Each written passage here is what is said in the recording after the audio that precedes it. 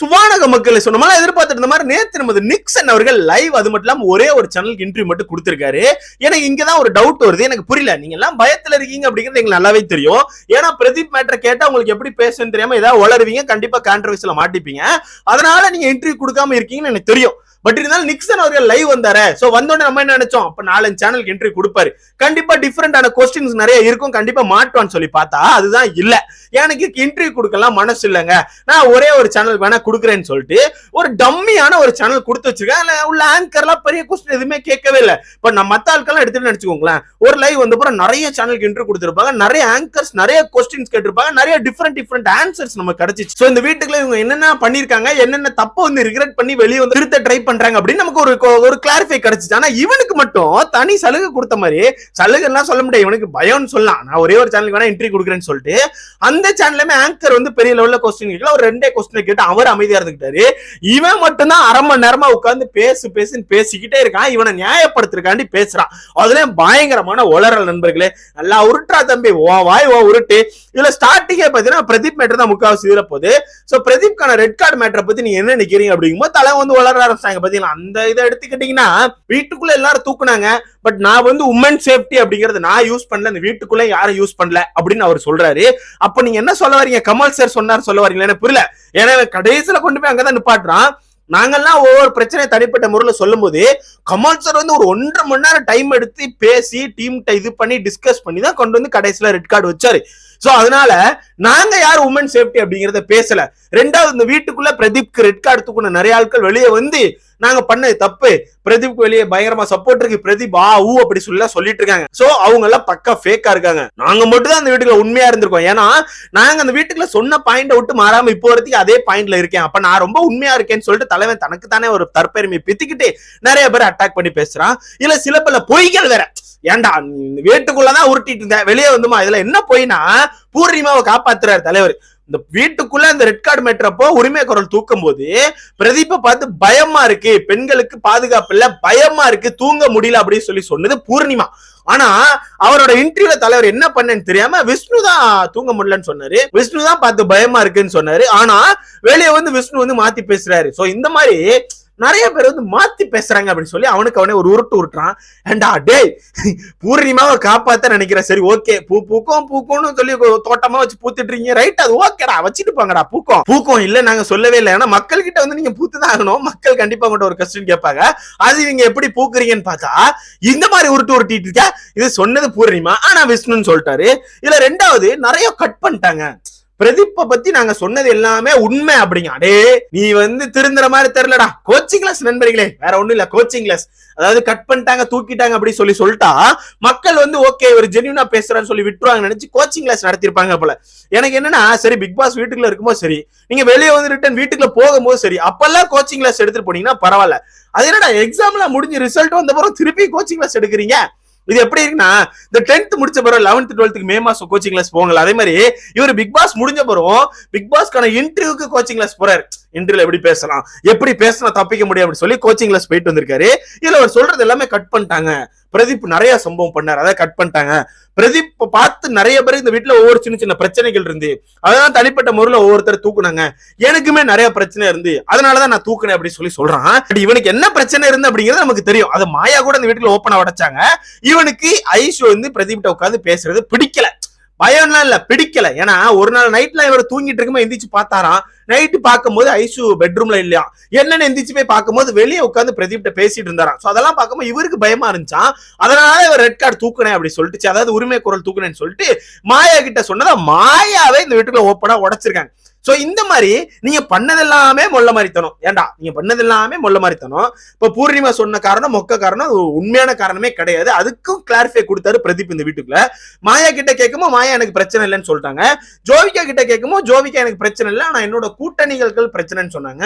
அக்ஷயா கிட்ட கேட்கும்போது அக்ஷயாவும் எனக்கு பிரச்சனை இல்லை, பட் என்னோட டீமுக்கு பிரச்சனைன்னு சொன்னாங்க. இப்போ உன்கிட்ட கேட்டா உனக்கும் பிரச்சனை இல்லை, டீம் எல்லாம் சேர்ந்து பெண்கள்லாம் சேர்ந்து ஒரு முடிவு பண்ணாங்க, அதனால நான் வந்து அதுக்கு சப்போர்ட் பண்ணேன்னு சொல்றேன். அப்ப இந்த வீட்டுக்குள்ள உண்மையாவே எந்த பெண்களுக்கு தான் பிரச்சனைன்னு சொல்லி சொன்னீங்கன்னா நல்லா இருக்கும். ஏன்னா அந்த வீட்டுக்குள்ள இருக்கும்போது எல்லாருமே தனிப்பட்ட முறையில் நீங்களே சொல்லிருக்கீங்க எனக்கு பிரச்சனை இல்லை அவங்களுக்கு பிரச்சனை, எனக்கு பிரச்சனை இல்லை அவங்களுக்கு பிரச்சனைன்னு சொல்லி. பட் கடைசி வரைக்கும் பார்த்தா யாருக்குமே பிரச்சனை இல்லை. அப்ப ஏன் ரெட் கார்டு கொடுத்தீங்க அப்படின்னு பார்த்தா கடைசியில இப்ப இவரே திருப்பி விடுறாரு, நாங்க வந்து உமன் சேஃப்டின்னு சொல்லல, அது சேனல் தான் சொன்னாங்க, சேனல் தான் பேசுனாங்க, நாங்க உமன் சேஃப்டி அப்படிங்கிறது எதையுமே எடுக்கலன்னு சொல்லிட்டு தலைமை பல்ட்டி அடிக்கிறான். இதுல அவன் சொன்னதே கட்டுதான். பிரதீப் பண்ணதை கட் பண்ணிட்டாங்க. நான் பிரதீப் ஆப்போசிட்டா நிறைய இடத்துல பேசினேன், அதை கட் பண்ணிட்டாங்க. முக்கியமா அந்த உரிமை குரல் தூக்கினப்போ கடைசியா நான் வந்து பேச போறதுக்கு முன்னாடி என்ன பார்த்து பிரதீப் சொல்லுவாரு, ஒரு பொண்ணோட வாழ்க்கை அழிச்சிட்ட நீலாம் பேசுற நீ. அப்ப அந்த இடத்துல நான் ஒரு கொஸ்டின் கேட்டேன், அதையும் கட் பண்ணிட்டாங்க அப்படின்னு. ஏன்டா சரிப்பா, சரி அதை கட் பண்ணிட்டாங்க, நீ இப்ப சொல்ல முடியுதானே? ஏன்னா அதை அங்க கட் பண்ணிட்டாங்க, சரி இப்ப சொல்லி ஏன் இப்ப சொல்லி, நீதான் தைரியமான லட்சப்பா, இப்ப சொல்லு, உன்னோட இன்டர்வியூ தானே, நீ தானே பேசுற. ஆங்கர் எதுவுமே பேசல. ஆங்கர் 2 கொஸ்டினோட அவர் அமைதியா உட்காந்து, இது உன்னோட இதுதானே, நீ பேசு. ஏட்டா ஏதோ கட் பண்ணிட்டாங்க நிறைய, சொல்றான் நிறைய கட் பண்ணிட்டாங்க, ஏகப்பட்ட சீன்ஸை கட் பண்ணிட்டாங்க, அது அப்படி இப்படிங்க. அப்ப நீ சொல்லுங்க, இன்டர்வியூல சொல்லப்பா. எப்ப இந்த இன்டர்வியூ வைக்கிறது எதுக்கு? இந்த வீட்டுக்குள்ள நிறைய கான்ட்ரவர்சியோட வெளியே வந்திருப்பீங்க, அதை கிளாரிஃபை பண்றதுக்கு தான் இந்த இன்டர்வியூ எல்லாம் வைப்பாங்க. பட் நீ மத்த சேனல் கொடுக்கவே இல்லை. கரெக்டா ஒரு டம்மியான ஒரு ஆங்கரை பிடிச்சி அந்த இடத்துல உட்காந்துட்டு அவர் எந்த ஒரு கொஸ்டினுமே கேட்க மாட்டேங்காரு. சிரிச்சா மேனிக்க அப்படி சொல்ற நிக்சன், சரி சரி அப்படின்னு தான் சொல்றா தவிர அவரு பெருசா இந்த ஒரு கொஸ்டினும் உன்னை கேட்கல. சோ இதுல இருந்து என்ன தெரியுது, நீ ரொம்ப தெளிவா இருக்க. மத்த சேனலுக்கு கொடுத்தா மாட்டிப்போம், இந்த சேனல் மத்த ஏதாவது டிஃபரெண்ட் சேனலுக்கு போனா கண்டிப்பா கொஸ்டின் டிஃபரெண்டா இருக்கும், மாட்டிப்போம். இப்ப ஜோ ப்ரோட் எல்லாம் போனா நினைச்சுக்கோங்களேன், கண்டிப்பா ஜோ ப்ரோ வந்து கண்டிப்பா ஏதாவது டிஃபரெண்டா கொஸ்டின் கேட்பாரு. அது எனக்கு நம்பிக்கை இருக்கு. டிஃபரெண்டா இல்ல, உள்ள நடந்ததை ஓப்பனா உடச்சு கேட்பாரு. சோ அந்த மாதிரி இடத்துக்கு போனா இவன் மாட்டிப்பான்னு தெரிஞ்சு ஒரே ஒரு சேனலுக்கு கொடுத்து அந்த இடத்தோடு தப்பிக்கிறான். இதுல அவன் சொல்றது திரும்பி அவன் டீமை காப்பாத்துறான், மாயாபூர்வமா தான் காப்பாத்துறான். இவனோட இன்டர்வியூல ஃபுல்லா பிரதீப் மட்டும் தான் இருந்துச்சு. அதுலயுமே யாருமே பிளான் பண்ணல. முக்கியமா நான் எங்கேயுமே பிளான் பண்ணல, என் கூட சேர்ந்தவங்களும் யாரும் பிளான் பண்ண மாதிரி தெரியல. அவங்களும் தனித்தனி பிரச்சனை இருந்துச்சு, தனிப்பட்ட முறையில தூக்குனாங்க. அது வந்து கடைசியில கமல் சார் தான் டிசைட் பண்ணி இந்த ரெட் கார்டு மேட்டரை கொண்டு வந்தாரு. நாங்க யாருமே இது பண்ணலன்னு சொல்றாங்க. ஏட்டா எவ்வளவு வீடியோ கிளிப்பு வெளியே வந்தாலுமே நீ திருந்த மாட்ட. ஏன்னா மொத்தமா உட்காந்து பெட்ரூம்ல உட்காந்து பேசுனது, இதான் டைம், இந்த இடத்துல கரெக்டா அடிச்சாதான் முடியும், வெளியே அனுப்ப முடியும்னு சொல்லி பேசுனது, இதெல்லாம் பார்த்த மக்கள் நாங்கெல்லாம் முட்டாளாடா. வெளியே வந்து வளர்றான் அப்படிங்கறதோட பயங்கர தெளிவா பேசுற மாதிரி நினைச்சுக்கிட்டு ஏதோ பேசுறான். அவன் பயங்கர தெளிவா பேசுறான் அப்படின்னு நினைச்சுக்கிட்டு என்னெல்லாமோ பேசுறான். இதுல முக்கியமா சொல்றது, நிறைய பெண்கள்கிட்ட நிறைய விதமா நடந்திருக்காரு. அதெல்லாம் அவங்க ஓப்பனாவே எந்தெந்த இடத்துல தட்டி கேட்டிருக்காங்க. பட் அதையும் கட் பண்ணப்பட்டிருக்கு. அதனாலதான் அவங்க எல்லாம் கடைசியில உரிமை குரல் தூக்குனாங்க அப்படி சொல்றான். பட் அப்படி சொல்ற நீங்க ஏன்டா கடைசியில அந்த பிரச்சனை எல்லாம் வரும்போது வீட்டுக்குள்ள அர்ச்சனா அப்படின்னு ஒரு நபர் சண்டை போடும் போது ஒவ்வொருத்தர் தனிப்பட்ட முறையில பேசும்போது, இப்ப மாயா தனிப்பட்ட முறையில அவங்களே சொல்லிருப்பாங்க, ரவிநாட்டை உட்கார்ந்து சொல்லிருப்பாங்க, எனக்கு பிரச்சனை இல்லை, என்கிட்ட அவன் கரெக்டா தான் இருந்தா, பட் என்னோட டீமுக்கு பிரச்சனை. இதே மாதிரி பூர்ணிமாவும் சொல்லியிருப்பாங்க, என்கிட்ட பெருசா இந்த பிரச்சனை இல்லை, பட் என்னோட டீமுக்கு பிரச்சனை.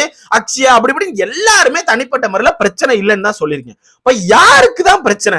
எனக்கு தெரிஞ்சு இந்த மாயா பூர்ணிமான்ற 2 கேரக்டர் இருக்காங்கல்ல, அவங்க எப்ப வந்து என்ட்ரி கொடுக்குறாங்களோ அப்பதான் நமக்கு கிளாரிஃபை கிடைக்கும். கிளாரிஃபை அப்படிங்கிறது எனக்கு தெரிஞ்சு கிடைக்காது. அப்பவுமே அவங்க என்ன முட்டு கொடுப்பாங்கன்னா கட் பண்ணிட்டாங்க.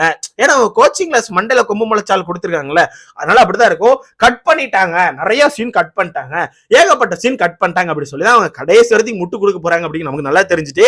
பட் தலைவன் வந்து தன்னை காப்பாத்திக்கிறதுக்கு பயங்கரமா கிளாரிஃபை பண்றான். இது எனக்கு இன்டர்வியூ மாதிரிலாம் எனக்கு தெரியல. நான் பார்த்தது இது இன்டர்வியூ மாதிரிலாம் எனக்கு தெரியல. ஏன்னா மத்த இன்டர்வியூல கொஸ்டின் கேட்டுக்கிட்டே இருப்பாங்க, அதுக்கு ஆன்சர் பண்ண முடியாம திணறி ஏதாச்சும் உண்மைகள் வரும். பட் இந்த இன்டர்வியூ பொறுத்தவரைக்கு 2 கொஸ்டின் கேட்டு அவர் அமைதியா உட்காந்துட்டாரு, இவர் மட்டும் ஆன்சர் பண்ணிக்கிட்டே இருக்காரு.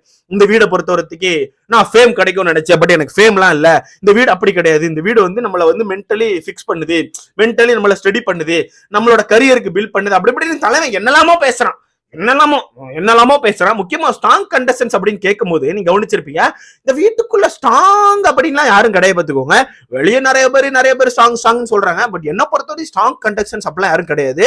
பட் வெளியே மக்கள் சப்போர்ட் இருக்கு, உள்ள அவங்க கேம் நிறைய தனித்தனி ஆடி இருக்காங்க. அதுல அர்ச்சனா அவர்கள் வின் பண்ணனால அர்ச்சனா வந்து ஸ்ட்ராங் கண்டஸ்டன் நான் நினைக்கிறேன் அப்படின்னு. சோ இதுலயும் ஒரு தலைவன் வந்து பயத்துல என்ன பேசுன்னு தெரியாம உளறிட்டு இருக்கான். வெளியே பிரதீப் அர்ச்சனாக்கு இவ்வளவு சப்போர்ட் இருக்க, என்ன பேச ஏது பேசுன்னு தெரியாம உளறான். உட்காந்து மொத்தத்துல சொல்ல போனா உளறான். சரி, உங்க டீம் லீடர் 2 பேரையும் கொஞ்சம் அனுப்பிவிடுங்க, அந்த இன்டர்வியூக்கு அனுப்பிவிடுங்க, அங்க என்ன நடக்குன்னு சொல்லி பார்க்கணும், அவங்க என்ன பேசுறாங்கன்னு சொல்லி பார்த்தாதான் நமக்கு வந்து கொஞ்சம் ஆனந்தமா இருக்கும். மக்கள் மத்தியில என்னென்ன உருட்டுறாங்க, எப்படி பல்ட்டி அடிக்காங்கன்னு சொல்லி வெயிட் பண்ணி பார்க்கலாம். இவரது இன்டர்வியூ பத்தி உங்களோட கருத்தை மறக்காம கமெண்ட்ல போட்டுப்பாங்க. அடுத்த